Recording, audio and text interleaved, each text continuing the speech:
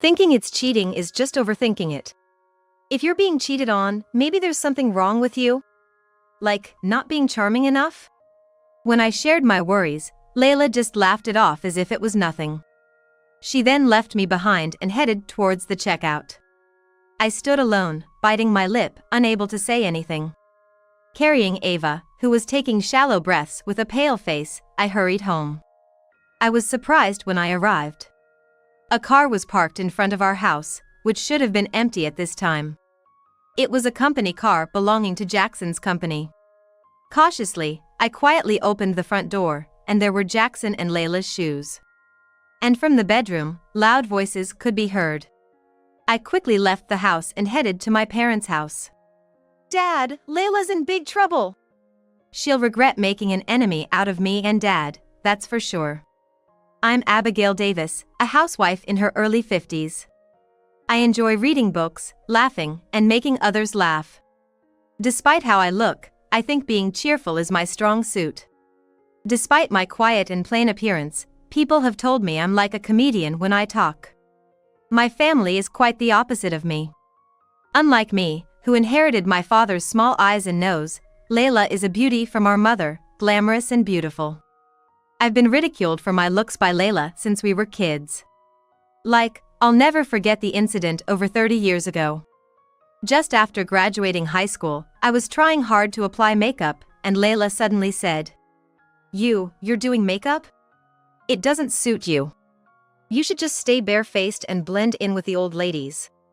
She was unapologetically condescending. My memories are filled with such instances of Layla being mean and selfish. As we grew into our 20s, Layla became an elementary school teacher. I had a job at a local company, but even that was a source of ridicule for her. After all, there's no guarantee in the private sector. I'm a public servant, so I'm guaranteed not to fail, which is great. Layla was boastful, but our mother, also a teacher, would frown and sigh. My jovial father would turn even such situations into jokes, making us laugh, but I only felt completely relieved when Layla wasn't around. I fell in love for the first time 3 years after starting my job at the age of 23. The guy was a quiet man from my workplace, wearing glasses, named Jackson. Eagerly heading out on dates, I was always met with a barrage of snide comments from Layla every time we met. Everything from my clothes, makeup, to my choice in men was criticized. But I brushed it off as usual, thrilled to deepen my love with Jackson. "I'm gonna marry Jackson. I've even introduced him to Mom and Dad. You should meet him too, Layla." I announced our marriage over the phone to Jackson. Then, Layla, who was single at the time, responded with a clearly irritated tone. "What? You're getting married before me? Unbelievable. Normally, you'd wait for your older sister, that's just low." I had no choice but to think, well, that's not my problem. I went ahead and got married without hesitation. Jackson and I got along well, and I believe we were truly happy. Soon after, Layla also got married. It seemed like an arranged meeting, and I couldn't help but worry she did it just to compete with me. Her husband, also a teacher like her, seemed like a very serious guy. Layla had kids before I did, and I remember feeling relieved that I didn't have to endure any snide remarks this time. Things were peaceful then. I never imagined that this peace would soon be shattered. After giving birth, I quit my job. Busy with childcare, I could no longer keep up with my appearance, and both my hair and face began to deteriorate. Suddenly, Jackson started to neglect me. "You've suddenly started looking old," he'd say, sighing as we passed by each other. I wanted another child, but Jackson was opposed and wouldn't agree. I was truly shocked and even considered divorce. When I discussed it with friends and parents, they all listened sympathetically. Desperate, I even consulted Layla when we met at our parents' house during a holiday. Her response was less helpful than clutching at straws. "You're lucky to have gotten married at all. If you have complaints, just divorce him now, stop whining." Layla said this as if it were a bother, then went off to fix her makeup and head out. Left behind was her husband, taking care of the kids by himself, looking out of place and uncomfortable at his wife's family home. Realizing once again that I couldn't get along with Layla, I continued to be troubled by Jackson's coldness. Yet, I couldn't bring myself to leave, and time just passed by. Nearly 30 years later. The worries of my youth have faded into the busyness of life, and I've ended up not divorcing Jackson. The romantic feelings are long gone, but I still consider us part of the same team, in a way. When Ava became a middle schooler, I started a part-time job as a cashier, finding a place for myself outside the home. However, the store where I had been working part-time for many years was going to close. The store where I work is closing, so I'm gonna be out of a job next month. I reported at dinner, and Jackson looked up. He seemed a bit surprised. Ava, who had been munching on her hamburger, swallowed and said, "That's okay. Mom, you've been working hard for so long, why don't you take it easy for a while? If you quit your job, we can sync our weekends. Let's go on a family trip or something." I was pleased with Ava's suggestion. Until now, it had been difficult to find a weekend that worked for both busy me and Jackson, who had weekends off. But, as Ava said, it would be easier to coordinate now. Ava works in the service industry, so even as a full-time employee, she has some flexibility in choosing her days off. After dinner, while I was washing the dishes, Jackson suddenly started talking to me. It was rare for us to have a conversation, except maybe while watching TV. "Does not working mean you'll be home all the time? Let me know if you have plans to go out," he said, seemingly concerned about dinner arrangements. "I don't have any specific plans, but I'll be home by the evening if I do." Jackson nodded ambiguously, still appearing to want to ask. It was unusual for him to be this inquisitive without being the controlling type, I thought, promising to let him know if I was going out. Becoming a homemaker again after so long felt strange. Continuing the housework as before left me with too much free time during the day. I tried to enjoy myself by reading more and getting into cooking, but I still found myself with too much leisure time. Above all, I missed talking to people. Moreover, Jackson had started coming home later recently. When I asked him why, he said his workload at the company had increased. So, I decided to visit my father, who lives about a 10-minute drive away. My mother had passed away a few years ago, and since then, my father has been living peacefully with his 2 cats. He was delighted when I visited him with homemade sweets. "By the way, Abigail, have you seen Layla recently?" he asked during our pleasant chat. Since we usually only meet during major holidays, I shook my head. Then, my father said, looking a bit troubled, "Layla is working at a school just 2 stations away now, right? So, it's close. That's why I wanted to share some of the tomatoes plums we buy here. I called her over after work. Then she showed up in quite flashy clothes. I wonder if that's the trend now?" Even if you mention that kind, I can't answer without having seen it myself. By the way, I don't like tomato, but my sister loves them. Something was odd. Layla's phone rang on the table, and when I went to hand it to her, she got really mad and said, "Don't touch it." Plus, she seemed to want to place her phone face down, and when I warned her that it could scratch the screen, she glared at me. That was all there was to it, but I felt somewhat uneasy. That's because my sister wasn't the type to fuss over how she placed her phone in the past. Wondering what was going on, I went home. At dinner that day, I casually mentioned this to my family. "I went to my parents' house today, and my sister seemed off. She's become flashy, and she insists on placing her phone screen down. What's going on with her?" To me, it wasn't just a feeling of discomfort, there was also worry in my words. Then, Ava spoke up. "Aunt Layla isn't cheating, is she?"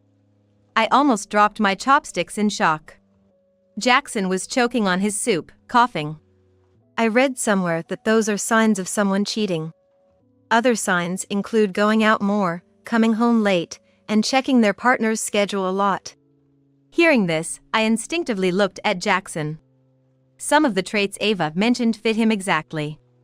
I thought it was probably overthinking, but it still bothered me. "Don't talk about that kind of stuff outside. It's embarrassing." Jackson, noticing my gaze, made a sour face. The next day, I unexpectedly ran into my sister. We bumped into each other at the convenience store near our house. Huh, sis. It's rare to see you around here. Going to Dad's house? Maybe because I called out so suddenly, my sister jumped in surprise. When she turned around, she was wearing bright lipstick and a large scarf. Her outfit was flashy, and I could see why Dad was concerned. I had a brief chat with my sister, and then, remembering the conversation from last night, I thought it might be okay to consult her about Jackson. You know, Ava mentioned the traits of someone cheating yesterday. And well, my husband fits quite a few of them. It's probably nothing, right? I'm just feeling a bit uneasy. As I sighed, my sister was busy choosing a drink. Ignoring my sigh, my sister was choosing a drink with a casual tone. You're overthinking it with the cheating stuff. If he is cheating, maybe there's something wrong on your end? Like, not being charming enough? Her attitude, as if what she was saying wasn't of any importance, irritated me a bit. She quickly headed to the checkout, as if to end the conversation. Left behind, I bit my lip, unable to say anything. Then, a few weeks later, on a Sunday, when I had almost forgotten about the conversation about cheating, I went out to see a movie. I was looking forward to seeing this film in a good environment, so I traveled a bit further to a new cinema. Just as I was about to arrive, my phone suddenly rang. Mom, sorry, can you come pick me up? I feel sick, Ava said in a pained voice over the phone. I was startled. What's wrong? Are you okay? I'll come right now, just wait for me. I hurriedly changed my route and drove off. When I arrived at Ava's workplace, Ava was already waiting outside the building. It seemed like Ava was feeling sick because of her period. It was so bad, she even felt nauseous. Let's just go home. I'll visit the gynecologist later, Ava said, so I decided to head home for now. A few minutes later, as I arrived in front of our house, driving safely, I was puzzled. Jackson's company car was parked in front of the house. Since Jackson is in sales, he might have stopped by the house for some reason during his rounds. Maybe he forgot something. He knew I wouldn't be home today, so there might have been a chance he couldn't ask me to receive a delivery. Without thinking much, I parked my car and opened the front door with my daughter. There were women's shoes. In the entrance, there were women's shoes that weren't ours. Jackson's shoes were there, too. I felt a chill throughout my body. The conversation about cheating suddenly came back to me. Then, I noticed strange noises coming from the bedroom. It seemed they hadn't noticed us. Not just because of her condition, but leaving Ava, who was pale, at the entrance, I approached the bedroom. And then, I stopped. Because I recognized the voice all too well. Sis! I blurted out. Jackson was with my sister, right in the midst of it. I quietly went back to the entrance, trying not to make any noise. Leaving Ava, who was feeling under the weather, at the entrance, I sped off in my car. My destination was my parents' house. When I arrived at my parents' house, my dad was just doing some gardening in the yard. Dad, it's about my sister, it's serious. I pulled my dad into the car. He was somewhat covered in mud, but that was the least of my concerns. I explained the situation as we headed to our house. After hearing the story, my dad nodded with his smartphone set to record. All right, leave it to me, he said, holding his latest model smartphone that he had queued up to buy, using the abundant free time of his retirement. I could guess what he was planning to do, but I was past the point of stopping him. Do you want to go about this seriously, or do you want to make a mockery of it? Without hesitation, I responded. Please make it somewhat humorous at first. I'm definitely getting a divorce, so I want to show this to a lawyer.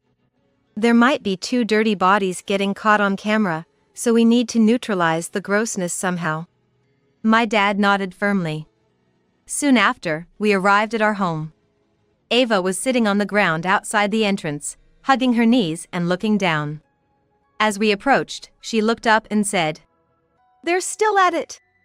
So energetic for their age. And sorry, I felt so sick I threw up. Ava looked really rough. I had left work early to take a break, but getting caught up in something like this was the last thing I needed. Feeling incredibly sorry for Ava, I patted her back and spoke to her. "I'm sorry, Ava. You can go to your room if you want, can you walk?" When I asked, Ava slowly stood up. As I quietly opened the door, trying not to make any noise, I noticed where Ava had thrown up and couldn't help but laugh. Now, it was time to barge in. My dad and I exchanged looks and headed toward the bedroom. From inside, we could still hear sounds of activity, somewhat quieter than before. "Here we go, on 3. Dad whispered to me and then flung the door open. The two on the bed screamed in surprise. Really, we were the ones who wanted to scream. What on earth were they doing on the bed I sleep in every night? The two were caught in the act, literally in their birthday suits, being intimate. At least they had the decency to lay down a bath towel, probably to avoid soiling the sheets. If they were going to be that considerate, I wished they wouldn't have done it at our house in the first place. "Whoa, father-in-law!" Jackson was the first to snap back to reality. My sister, with her smeared lipstick, looked utterly confused, desperately trying to cover herself. My dad stormed into the scene, starting his act of being furiously angry. "Layla! What on earth are you doing at your age? Have some shame!"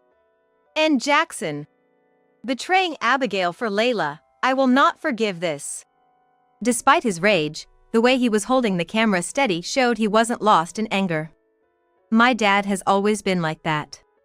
The more furious or shocked he is, the calmer he becomes, managing to navigate the situation to the other's disadvantage. But Jackson and my sister were too flustered to make such a judgment. Normally seen as the fun-loving grandpa, my dad had them completely shaking in fear with his eyes narrowed in anger. Handing me the smartphone, he pressed on toward the two even further. Since when have you been doing this? Disgraceful, both of you, ugh, ugh." He turned beet red, ranting incoherently, then suddenly collapsed onto the bed. For a moment, I panicked, thinking he really fell ill, but he deliberately fell in a clean area, so it seemed like an act. I immediately played along with my dad's acting. "Dad! Oh no, maybe the blood rushed to his head and burst a blood vessel. Isn't he breathing?" While pretending to panic, I kept the smartphone's camera firmly aimed at my sister and Jackson.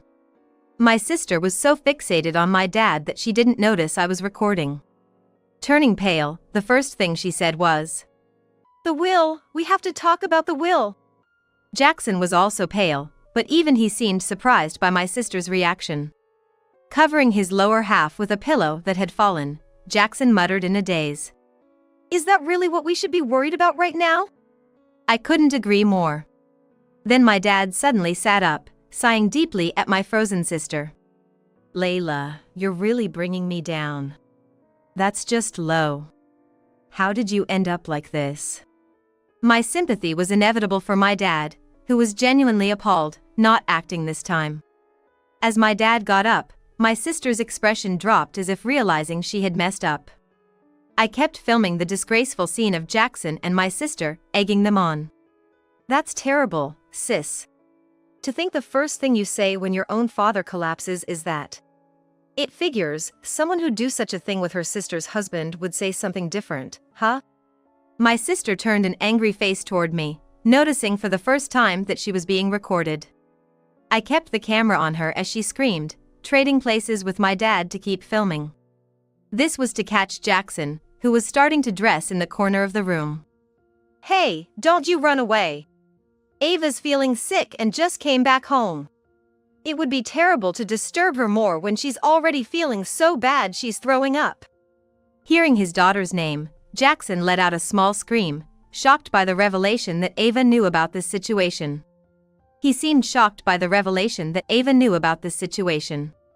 If he had any conscience about it being wrong, he shouldn't have done it in the first place. It's infuriating. The two were naked in bed, clearly in the midst of an affair. "Oh, look here, an empty bottle of some fancy energy drink. Seems like you two were really going at it," I said, playing the part of a reporter for my dad's camera. My sister, now screaming, fled the bedroom wearing only a coat. My daughter running outside with just a coat on. This is tough, my dad's voice followed her. When my sister went to the entrance, she screamed again. No! What is this? Knowing what to expect, I caught up to my sister without any surprise. It turned out, Ava had thrown up at the entrance, right onto my sister and Jackson's shoes. The women's shoes were very neat, somewhat fancy even. With plenty of Ava's vomit inside them, it's understandable why one would scream. Sis. Where do you think you're going? You're not getting away. My dad and I caught up to my sister, who had frozen in place. Then, we made Jackson sit in Siza along with her to confess what they had done. I'm sorry. I apologize, it's my fault. Since when? Probably 2 years ago. Jackson spoke hesitantly, glancing at my sister. When I wondered what was next, my sister clicked her tongue and curtly corrected. 3 years. It seems the affair started 3 years ago. The year my sister took her current teaching position. Frustrated with Jackson's poor memory and dismayed by my sister's diligent correction, my dad commanded. Both of you, apologize to Abigail and me. Urged by my father, they repeated their apologies toward us. My sister, in just a coat, and Jackson, naked, made me feel utterly sick. I felt like I might throw up myself. Of course, the recording didn't stop. I wonder if releasing this video to the public would get us in trouble? But it should serve as evidence. My dad mused, and I nodded vigorously in agreement. Then my sister began to tremble as she voiced a bizarre theory. You can't sue family. Surely, crimes within the family don't count. Honestly, I was baffled. How could she say that such serious misconduct within the family wouldn't be considered a crime? On further inquiry, it seemed she had misunderstood the fact that certain crimes like theft may not be prosecutable among family members. Still, one would think it obvious this case doesn't fit that exemption. Hours later, Ava and I sought refuge at my father's house. We couldn't bear to stay in a house where such things had happened. We urgently needed to find a lawyer. Since my sister was also married, we had to inform her husband and children. Looks like we're in for a busy time, I thought, rolling up my sleeves. Naturally, being betrayed by Jackson and my sister was a shock. The lack of appetite even at midnight was due to a complete loss of hunger. Closing my eyes only brought back the disgusting voices of my sister and Jackson, keeping me from sleep. Yet, I felt undefeated. Not sorrow or despair, but anger filled my heart. A few days later, I visited a lawyer's office. The lawyer, without cracking a smile, took serious notes until my sister brought up her family can't sue family theory, at which point he couldn't help but burst into laughter. I found myself pointlessly impressed by what tickled a lawyer's fancy. According to the lawyer, I can claim damages from both Jackson and my sister. Of course, a divorce is also possible. Considering the division of marital assets and the possibility of also taking damages from my brother-in-law, Jackson might end up nearly penniless. Furthermore, I discussed with the lawyer my desire to inform my sister's family and Jackson's parents, my in-laws, about everything. The lawyer advised that it would be best to do so once the divorce is finalized. With that in mind, I went and got a divorce petition. It's for presenting to Jackson once the discussion on the division of assets is completed. Just a week later, my divorce from Jackson was finalized. Presumably realizing there was no escape after being caught on camera like that, Jackson agreed to the divorce willingly. I was the one who filed the petition, and Jackson went to work as usual today. He's probably acting like nothing happened at work right now. Right after filing for divorce, I visited my in-laws in the neighboring county to greet them and show them the infamous video. My in-laws, who have decent values, were furious with their son Jackson and were understanding of my decision to claim damages. I told my in-laws, "I truly appreciate all you've done for me until now. Ava will continue to live with me from now on. She's your granddaughter as well, so if it's all right with you, I hope you can continue to have a good relationship with her. However, she has said she never wants to see her father again and doesn't consider him a parent anymore. Please be mindful of that." My in-laws hung their heads in disappointment but agreed. A few hours later. After finishing our conversation, I left Jackson's family home and went to the place I had arranged to visit beforehand. It was my sister's house. Waiting there were my brother-in-law, who had taken the day off for this, and my sister's son, who is already married and living independently. I handed them copies of the video and a business card of the lawyer. I intend to claim damages from my sister as well. Of course, you, my brother-in-law, can also claim damages from both my sister and Jackson. My brother-in-law nodded solemnly at my words. Then, the screening began here as well. My sister's son left his seat midway through and didn't return. My brother-in-law's complexion turned ashen as he watched the screen until the end, tears welling up in his eyes. While I was at my sister's house, she came home. It was already 6 p.m. by the clock, and it had gotten completely dark outside. My sister was shockingly surprised to see me, almost collapsing. She started trembling when she noticed her son from another state and her husband, who would usually still be at work, were there. Welcome home, sis. I'll be leaving soon. Please discuss the rest with your family. Oh, and you'll be receiving a claim for damages from my lawyer soon, so make sure you pay it. If it's not paid, your workplace might get notified, so be careful, I said before leaving my sister's house. Getting into my car and starting the engine, my sister ran out, shouting something. But I had no intention of listening to her words anymore. I honked briefly and decided to head home. About half a year later, my sister and her husband finally divorced, and she paid a substantial amount in damages. It seems she was quite reluctant to divorce, causing a lot of trouble, which led to a divorce lawsuit. My brother-in-law hired a very competent lawyer, and I heard my sister was thoroughly defeated in court. After the divorce, my sister was kicked out of her house and disowned by the son she had once painfully given birth to. Now, she leads a lonely life, indulging in binge eating and drinking, and can no longer fit into her favorite brand name clothes. Although she was able to pay the damages because she was working, her life has become difficult. She once came to see my father, but upon realizing that Ava and I were living with him, she fled quickly. She called, probably to discuss her debts, my father said with a hint of sadness. Despite everything, to my father, she is still his daughter. As for Jackson and Ava, there's also a story to tell. Happening around the same time as my sister's divorce. As we were chilling and watching TV at night, Ava got a message on her smartphone. She frowned at first glance and immediately set it to block calls.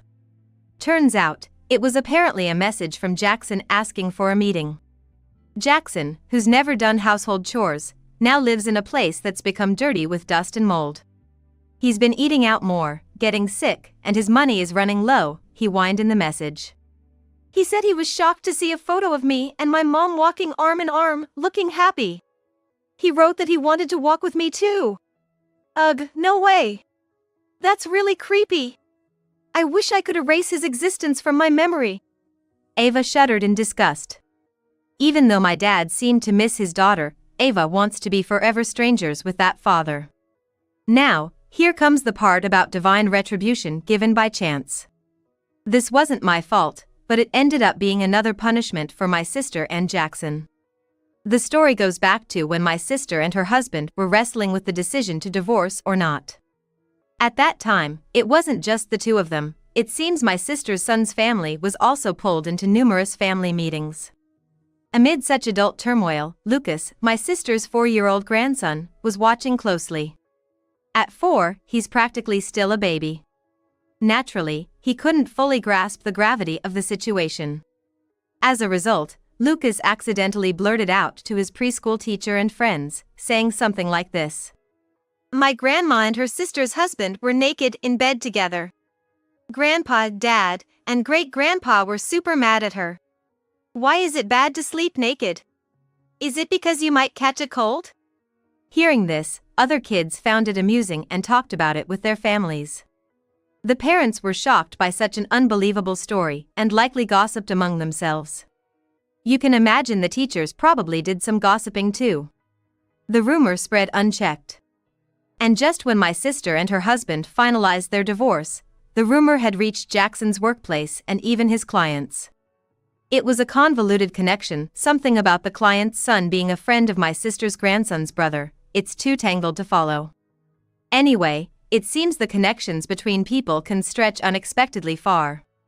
Essentially, Jackson was exposed for his affair at his company and with clients. Jackson quickly lost his standing. Having divorced over an affair, especially with his wife's sister, naturally led to scorn. Just a month after the rumors started spreading, Jackson, who was expected to have a promising career until retirement, chose early retirement due to the unbearable situation. Ava heard about this ending from our grandparents and laughed, saying, "That's karma, right there." The situation was even more serious for my sister. She's a school teacher, of all professions. Being in such a position, she became the target of rumors in no time. The gossip spread from child to adult, quickly reaching other schools. Complaints from parents arrived, and my sister realized for the first time that what she had done was known all around. Perhaps the discomfort was too much, so my sister requested a transfer to a school in a more remote location, hoping for a fresh start. She had hoped that this place, being much more rural than where she currently lived, would allow her to live quietly. But it was too late. The rumor of her misdeed had reached her new posting beyond just the neighborhood. Moreover, the countryside tends to be much stricter about scandals than the city. In the end, my sister took a leave of absence from her job, which she used to be so proud of. Rumors of her affair with her sister's husband caused all her friends to distance themselves from her. Now, she feels scared that she's being gossiped about by strangers wherever she goes and has become somewhat of a recluse. It's likely she'll end up resigning. This is what I heard from my dad, who had been listening to my sister's complaints. The network of gossip is terrifying. There seems to be no safe haven left for them. Hearing this made me a bit scared that rumors might be spreading about me too. However, from what I've heard, it seems I've gotten off lightly, perhaps because I'm just seen as a victim. People have said things like, "The sister seems like a serious person." I'm relieved that my serious-looking exterior has saved me. 5 years have passed since that incident. Ava and I have been living with our dad, continuing a happy life, cherishing each other. Ava and I, both still single, cherish each other and live a happy life. Dad is still in good health, and the home feels so much more comfortable without our judgmental sister around. Ava seems to have little interest in getting married, even now in her 30s, she continues to work hard, living the life of a successful singleton. I once thought our parents' disastrous marriage might have influenced her, but that doesn't seem to be the case. After all, in today's world, there aren't many benefits for a woman to get married.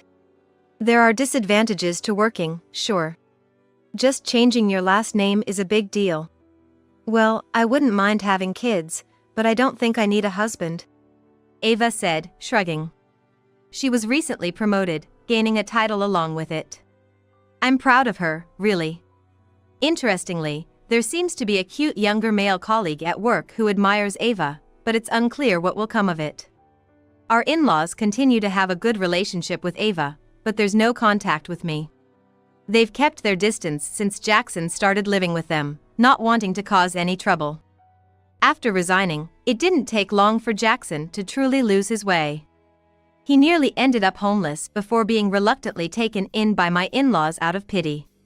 In return, he's closely monitored, and they manage all his finances. Jackson, stripped of all freedom, seems to be worn out from tough day labor jobs every day.